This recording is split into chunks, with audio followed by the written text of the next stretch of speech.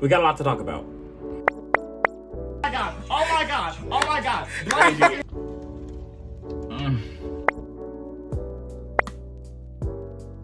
So I have, a list of some takes, some may be hot, some may be cold, okay? It's up to the eye of the beholder, okay? I don't know if I'm using that term right, but the eye of the beholder. And for these takes that may be hot, may be cold, who knows? Don't get me canceled because of these. We're gonna take a deep dive into the hot takes of my list that are the gaming world, okay? Starting off with number 1. Mortal Kombat 11 was the best Mortal Kombat, okay? I love all the MKs, okay? I love all the Mortal Kombat games, okay? Except for 1. We don't talk about 1. 1 was a complete disaster. But Mortal Kombat 11 was peak. Chef's kiss. Okay? It just had it all. It was like a good mix of like the OG roster and like had like a good little mix of newer characters as well. Also, I feel like MK11 had the best DLCs also. And aside from like the characters who were in the game, story-wise, that shit was peak. I feel like Mortal Kombat 11 is like the Avengers Endgame of Mortal Kombat. I don't know what the fuck MK1 had going on, but we don't talk about that, okay? Hopefully, when the next Mortal Kombat comes around, we can redeem ourselves, okay? We can redeem ourselves. And like, I also feel like MK11 had like a good mixture of giving us good original skins and like the whole little gear system that they kind of transferred over from Injustice 2.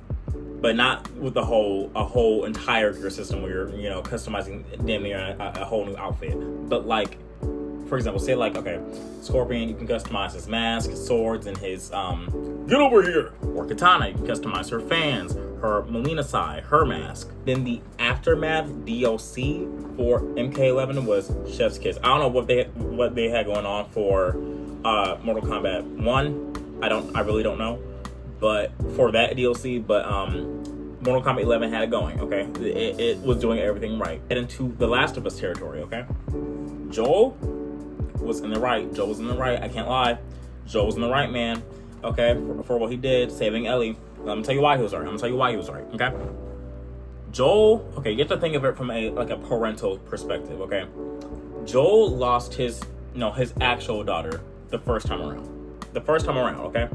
He lost his daughter, and he wasn't going to lose another daughter for a second time, especially when he actually has a chance to stop it this time, okay? And also, realistically, even though they could have found a cure from Ellie, there was no telling if they would actually find the cure or not. There was no telling if they would actually find a cure. So,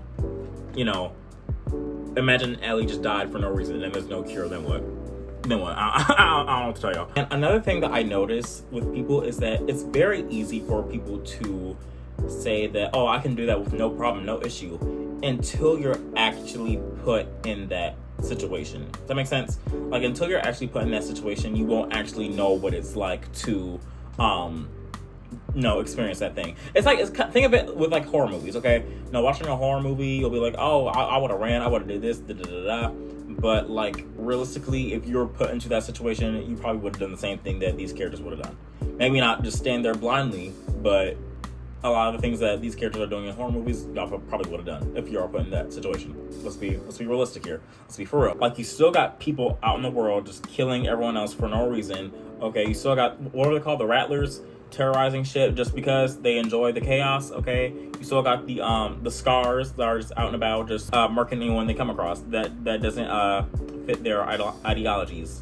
So it's like, yeah, could they find a cure from Ellie? But it's like, would things actually change though? Okay, next up, we're gonna talk about Life is Strange. Okay, now this hot take, I don't know how some people are gonna feel about it. Okay, but Life is Strange 2 is the best Life is Strange. I'm gonna tell you why. Let me say this: all the Life is Stranges are good. Okay, maybe except for the recent one. What was it? The one with the Max spinoff where Max came back. I wasn't really a big fan of that one, but Life is Strange 2, I feel like, was such a very big game, and it's I'd say it's the game that has like the most impact of all three of the mainline games, especially going on today, what we have going on in this world today. Okay, Life is Strange 2, I honestly feel like was able to hit me emotionally the way that Life is Strange 1 didn't. Okay, because the ending I got, because what ending did I get? I'm trying to remember. I got the ending where basically Sean, he goes to jail for what was it, 16 years, and Daniel, he grows up without him, and that shit hurt me. I'm gonna tell you, I was crying for an hour straight. I was crying for an hour straight the first time I played that shit. Okay. Because it's just like, damn, like, what if I was put into that position? I couldn't see my little brother just grow up, and I'm just sitting here in prison, and, you know, all this could have been avoided. Like, that would hurt. That shit hurt me. Like, I was hurt. Okay, now we're moving on to Dispatch, okay? Also, I just made a video on Dispatch, okay? Giving Dispatch characters lantern rings. Go check that out if you haven't yet. But Blonde Blazer was the better love interest. Okay, Blonde Blazer was definitely the better love interest compared to Invisigal. Invisigal, I don't know. She just wasn't doing it for me. She wasn't doing it for me, man. Like, I don't know. I feel like Robert and Blonde Blazer, I feel like just had more of like an emotional connection, like an actual romantic connection. I feel like with Invisigal and Robert felt more like fuck buddies, if anything. They really just felt like more like fuck buddies. And I don't know. It wasn't giving. It wasn't giving what I need to be gave. I wasn't rock with it. I mean, she's a cool character, I guess, but like, Team Blonde Blazer. Oh, man. This next one might, get me canceled, okay? Might ruffle some feathers, if you will. But Clementine is the better character than Ellie. I'm sorry. Obviously, when it comes to Clem and Ellie, there's always going to be that comparison there. Because, I mean, they're both, you know, young girls who are in the middle of the damn apocalypse. But, like, I feel like Clem has had to gone through more than Ellie did. Not to compare traumas, because, I mean, Clem didn't see Clem didn't see Lee get stabbed in the neck with a damn golf club, so obviously those are very different. Clem, she basically raised a whole child on her own while she was still a child. She was like a teenager when AJ came into the world, so raising him on her own. Also, Clem wasn't just out here seeking revenge the way Ellie was, because, mind you, at the end of The Last of Us Part 2, Ellie and Dina are, you know, they're at the little farmhouse with JJ, you know, they're settled, and then Ellie want to go on a damn revenge spree again, okay? Clem, she would not be on that. And even though Ellie was the better fighter, I will say, between the two, Clem, she was like the better survivor. Clem, one thing about Clem, she knew how to survive. She knew how to fucking survive. Okay. Because for one, at 12 years old, Clem she was patching herself up. She was patching herself up at 12 years old. Okay, that's one thing. 2, Ellie, she had like a lot of resources for her there. Like, she already had, you know, weapons there, all that jazz. Clem, she didn't have any of that. She was doing a lot of the shit. A lot of the shit Clem was doing, she was doing that shit from scratch. Okay? So, this one might ruffle the feathers of the Spider-Man community, but Spider-Man 2, I'm not gonna say it was mid, okay? And when I say mid, okay, because people think when I say mid, I'm saying it's trash. Mid meaning it's middle ground. It could have been better. It wasn't great, but it could have been better, okay? Because the story was really good. Now, it's more so the after the game, you know, finishes, once you 100% complete it, there's not shit to do. Not shit to do. There's no DLC. I was really looking forward to the DLCs for Spider-Man 2, which is really a shame because it had no DLC. It had like no post-game things to do, like, at all. The suits were, at least Peter suits, Miles suits, they were pretty okay. Peter suits, they were very okay, like what the fuck was that one ugly ass suit where it's like animated? I don't know what it's called, but I'll put it up on the screen because I don't know what it's called. That shit was ass. And I really wish they brought a lot of the suits from the first game over to the second game. Like this original Scarlet Spider suit with the black and red, where the fuck was that shit at? Once I unlocked that shit in the Black Cat DLC, I was wearing that shit damn near every time I logged on the fucking game. Every fucking time. Okay, they could at least put the dark suit that Black Cat gave him in that one, in the after you complete her missions. The black one with like it has like a little Black Widow vibe to it. That one, they could have put that one in there at least. They was giving us a bunch of suits that we just did not care about, and I wasn't really rocking with it. I wasn't rocking with it at all. this isn't really like a big gripe I have with it, but it's just like we can do better. Why did they give Miles this Killmonger ass haircut? This Killmonger ass haircut. I am so tired of seeing this haircut in games. Like, and one also crazy, as a black person myself, I've never, not once in my entire life, not once in my 19 years of living, have I seen someone in real life with the Killmonger cut.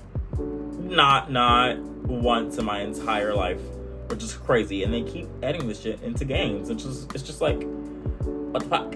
What the fuck? But Uncharted is better than Tomb Raider. Okay, I know. Uncharted is just better than Tomb Raider. Okay, now I will say this is a pretty biased, not biased, but it's a pretty, subjective thing. Because I'm personally more into action-based things than puzzles and shit like that. But I feel like the character development in Uncharted is just so much better, especially in Uncharted: The Lost Legacy, where you play as Chloe Fraser, and then as your side character, instead of having like Sully with you or Sam, or Elena, you have Nadine, which is one of the villains in Uncharted 4. And it was really great to see Nadine's character development in Uncharted: The Lost Legacy, because you actually get to see her, outside of being like this villainous. She wasn't even a villain for real. She was just working for Rafe. She's really not all that bad, but yeah, Nadine is a really good character that I feel like really had a chance to shine in Uncharted: The Lost Legacy. And obviously, Uncharted is gonna have that more lighthearted tone to it. It's not gonna be as dark, not even dark. It's not gonna be as serious as Tomb Raider, because Nathan Drake, he's a character that's just naturally charismatic and he's very witty, which is something I like. I kind of have a soft spot for witty characters, so I don't know. That's probably why I like Uncharted more than Tomb Raider. But still have a tons of respect for Lara Croft though. Lara Croft, she's like on Mount Rushmore of video game characters, I feel like, and she's very iconic in her own right. But Nathan Drake always had the better story to me. Always had a more interesting storyline. Always had the better side characters as well. He had a better cast of characters to bounce off of as well, which is one thing I really liked. So yeah, what's that little greater than sign? Uncharted, Tomb Raider. All right, y'all. That's gonna be my video game hot takes. Some of y'all are probably gonna hate me. Some of y'all are probably gonna love me. Some of y'all are probably gonna agree with me. Some of y'all are probably gonna disagree.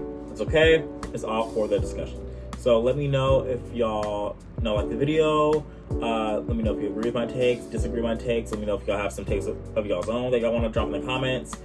Be sure to like, comment, subscribe. Definitely helps me out a ton. And I will see y'all on the next one. Deuces.